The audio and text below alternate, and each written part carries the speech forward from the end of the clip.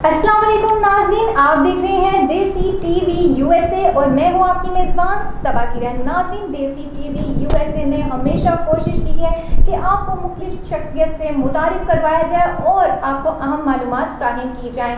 इसी तरह आज हमने एक ऐसी शख्सियत को अपने स्टूडियो में मदऊ किया है जिसकी शख्सियत किसी भी तारुफ की मोहताज नहीं और वो अपनी फील्ड में अपना बहुत नाम और मुकाम रखती हैं। नाज़रीन, आज हमारे साथ जो स्टूडियो में शख्सियत मौजूद है उनका नाम है फरहंदा कोकब, जो chairperson Nawal welfare trust, additional general secretary Insaf welfare wing Islamabad reason, member child protection committee Islamabad, member parliamentarian commission for human rights. अस्सलाम वालेकुम, कैसी हैं आप? वालेकुम अस्सलाम, अल्लाह का शुक्र।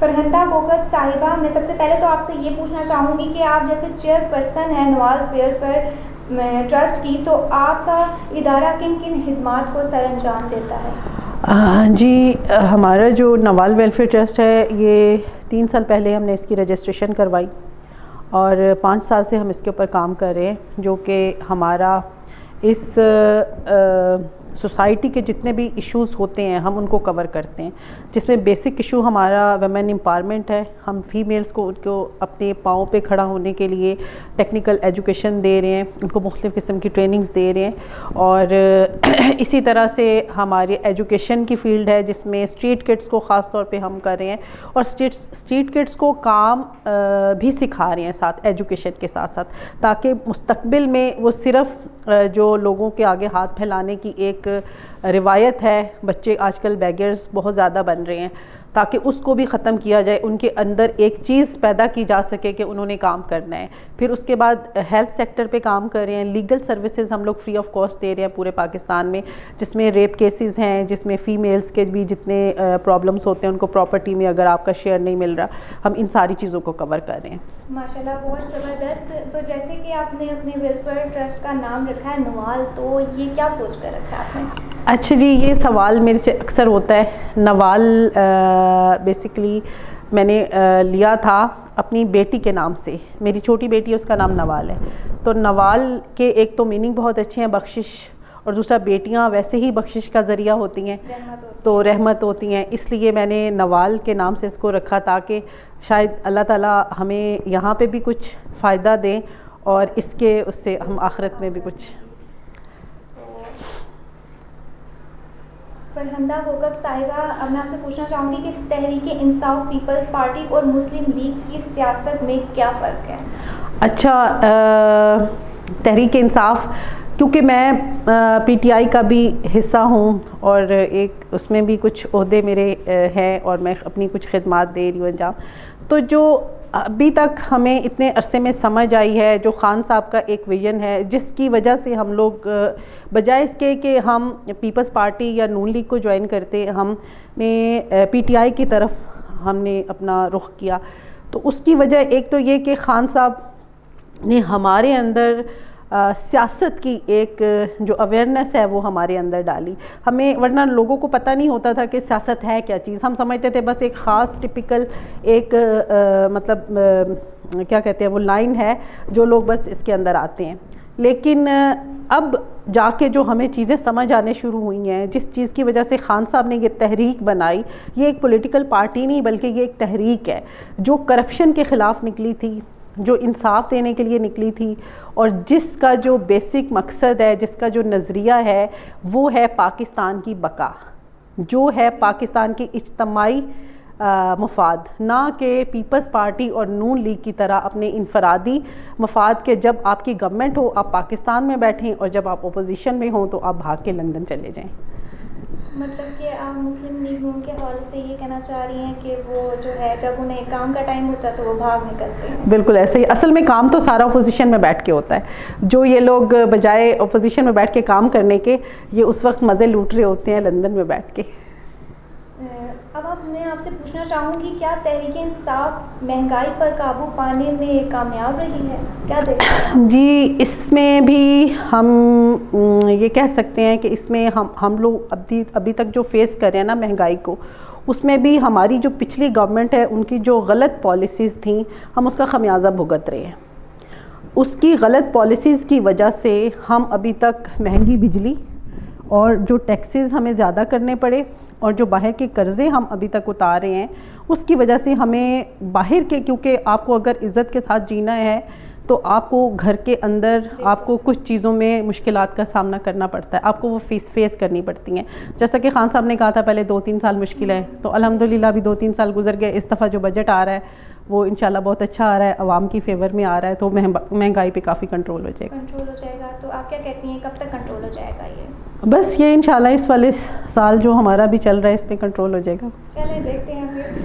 اور میں آپ سے پوچھنا چاہوں گی کہ رنگ روڈ منصوبے کے حوالے سے تہلکہ ہے اسکینڈل سامنے آیا ہے جس میں بیوروکریسی کے ساتھ اہم سیاسی شخصیات کے نام بھی شامل ہے، کیا کہتے ہیں آپ اس بارے میں؟ اچھا، اس میں یہ کہ ابھی تو کیونکہ انکوائری ہو رہی ہے تو ابھی قبل از وقت ہوگا کہ میں کسی کا بھی نام اس میں مینشن کروں، لیکن یہ کہ جیسا کہ فواد صاحب نے کہا تھا کہ اس میں کوئی ایسا ابھی تک کسی کو کھانے کا موقع نہیں ملا.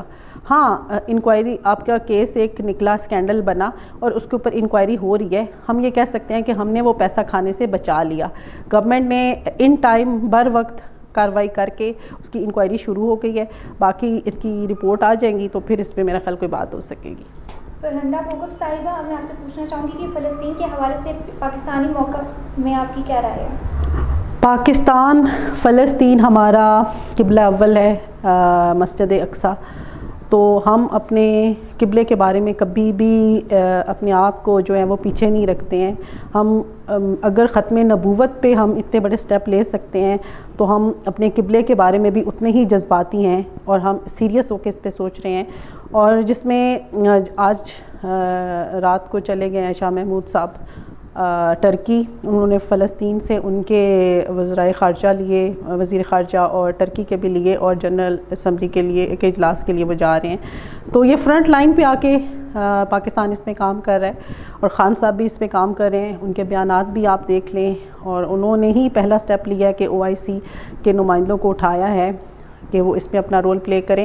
باقی جو ہم عوام ہیں، ہم عوام کا ہمارا یہ کام ہے کہ جو ہم پروٹیسٹ تاکہ دنیا کو دکھا سکیں کہ ہماری جو سولیڈیرٹی ہے وہ ہمارے بھائیوں کے ساتھ ہے، فلسطینی بھائیوں کے ساتھ، جس میں ہمارے گورنر صاحب نے بھی کچھ ایڈ کا اعلان کیا، جس میں ایدھی صاحب کی طرف سے بھی، فیصل ایدھی صاحب کی طرف سے بھی ہوا، جس میں ریڈ کریسنٹ کے ساتھ سے بھی ہوا، اور ہم بھی اس میں کر رہے ہیں کہ ہم بھی اس کی مالی امداد بھی کریں گے انشاءاللہ، اور ہم اپنے والنٹیئرز بھی بھجوائیں گے نوال ویلفیئر ٹرسٹ کے پلیٹ فارم سے.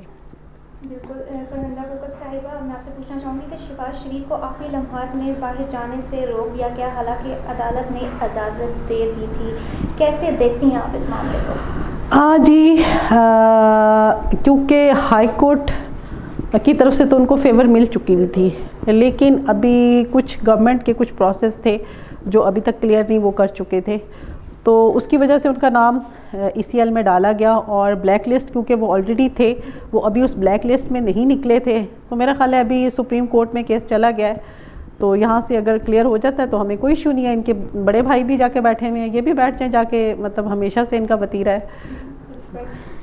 فرہندہ کوکب صاحبہ، میں آپ سے پوچھنا چاہوں گی کہ جہانگیر ترین نے الگ گروپ بنا لیا، کیا یہ تحریک انصاف کے مستقبل کے لیے خطرناک ہے؟ نہیں، مستقبل کے لیے خطرناک نہیں ہو سکتے. جب بھی کوئی مفاد پرست ٹولہ اکٹھا ہوتا ہے، جیسے PDM پچھلے دنوں میں اکٹھی ہوئی، آپ نے دیکھا وہ زیادہ دیر پر نہیں ہوتا، وہ کچھ دنوں کے لیے اکٹھے ہوتے ہیں، لیکن کیونکہ ان کی رگوں میں ایک منافقت اور ایک وقتی طور پہ ایک مفاد کے لیے اکٹھے ہوئے ہوتے ہیں، تو وہ کچھ ہی دنوں میں ختم ہو جاتا ہے. باقی اگر کسی جگہ پہ جا کے، کیونکہ ہم تو نکلے ہی کرپشن کے خلاف ہیں، اور اگر ہم کسی جگہ پہ جا کے اپنے لوگوں کو اس میں سے بچا لیتے ہیں اور ہم یہاں پہ سٹینڈ نہیں لیتے، تو میرا خیال ہے یہ سب بہت بڑی مثال ہے منافقت کی. پھر تو خان صاحب اپنے نظریے سے پھر گئے، تو کوئی بات نہیں. اس میں اگر تھوڑا بہت پرابلم فیس کرنی بھی پڑتی ہے تو خان صاحب تو ویسے بھی کرائسس میں بہت اچھا کھیلتے ہیں، آپ کو پتہ ہے. بالکل. فرہندہ کوکب صاحبہ، اب میں آپ سے پوچھنا چاہوں گی کہ ہمارے رفعی ادارے، فاؤنڈیشن، ٹرسٹ وغیرہ فلسطین کے لیے کیا کر سکتے ہیں؟ جیسے میں نے پہلے آپ کو بتایا، کچھ مالی امداد، ہم ابھی تو رستے شاید بند ہیں، تو جیسے ہی رستے کھلتے ہیں ہم اپنی مالی امداد دے سکتے ہیں. ہم ان کے لیے پروٹیسٹ کر سکتے ہیں. ہم اپنی آواز سب سے جو کم تر ہمارا ایک چھوٹے لیول پہ جہاد ہوتا ہے وہ اپنی زبان سے اور اپنے دل میں کسی چیز کو برا جاننا ہے. تو ہم کم از کم آواز ضرور اٹھائیں, کسی بھی اس کے لیے ہم پروٹیسٹ کریں, ان کو ہم اپنی یکجہتی ان کے ساتھ شو کریں. اپنی اگر کوئی مالی امداد کر سکتے ہیں تو مالی امداد کریں. اگر ہمیں جانا پڑتا ہے والنٹیئرز رضاکارانہ طور پہ جا کے کسی طرح کی ہیلپ کی ضرورت پڑتی ہے اور رستے کھلتے ہیں اور اس طرح کا کوئی سین بنتا ہے کہ ہم جا سکیں, تو ہمیں ضرور اس طریقے سے اپنے آپ کو پیش کرنا چاہیے. ناظرین, تو جیسا کہ آپ نے دیکھا کہ فرہندہ کوکب صاحبہ نے کتنے خوبصورت انداز میں ہمیں اہم معلومات فراہم کی اور اپنے خیالات کا اظہار کیا. تو ناظرین, ان کی یہ بات مجھے بہت اچھی لگی کہ ہم مالی امداد بھیجیں ان لوگوں کو جو مجبور ہیں, اور اگر یہ بھی نہیں کر سکتے تو ہمارے دل میں احساس ہے ہم دعا کر سکتے ہیں ان پر جن پر ظلم ڈھائے جا رہے ہیں ہم. اور اگر کچھ بھی نہیں کر سکتے تو یہ دعا ہی ہے جو ان لوگوں کے ظلم کو کم کر سکتی ہے, کیونکہ اللہ تو ہے نا, وہ تو ان سب نظام کو چلا رہا ہے. تو انشاءاللہ یہ دن بھی کٹ جائیں گے. بہت شکریہ. اسی کے ساتھ اپنی میزبان صبا کرن کو دیجیے گا اجازت. اللہ حافظ.